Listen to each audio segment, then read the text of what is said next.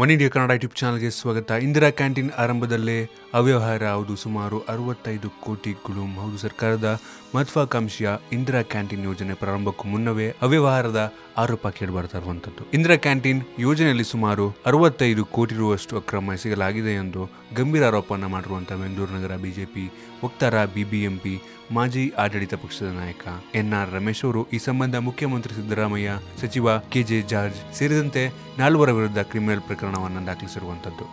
198 ವಾರ್ಡ್ಗಳಲ್ಲಿ ನಿರ್ಮಿಸಲು ಉದ್ದೇಶವನ್ನು ಮಾಡಿರುವಂತಹ ಇಂದಿರಾ ಕ್ಯಾಂಟೀನ್ ನಿರ್ಮಾಣದ ಹೆಸರಿನಲ್ಲಿ ಯೋಜನೆಯ ಪ್ರತಿಯೊಂದು ಅಡುಗೆ ಮನೆ ನಿರ್ಮಾಣಕ್ಕೆ 39 ಲಕ್ಷ ರುಗಳನ್ನು ವಂಚನೆ ಮಾಡಲಾಗಿದೆ. ಪ್ರತಿಯೊಂದು ಚದರ ವಿಸ್ತರಣೆ ಕಟ್ಟಡ ನಿರ್ಮಾಣದ ಹೆಸರಿನಲ್ಲಿ 2 ಲಕ್ಷ ರುವರೆಗೆ ವಂಚಿಸಲಾಗಿದ್ದು, 27 ಅಡುಗೆ ಮನೆಗಳು ಮತ್ತು 198 ಕ್ಯಾಂಟೀನ್ಗಳ ನಿರ್ಮಾಣದ ಹೆಸರಿನಲ್ಲಿ 65 ಕೋಟಿ ರುಗಳನ್ನು ಅಕ್ರಮ ಎಸಗಲಾಗಿದೆ ಅಂತ ಅವರು ಆರೋಪಿಸ್ತಾರೆ.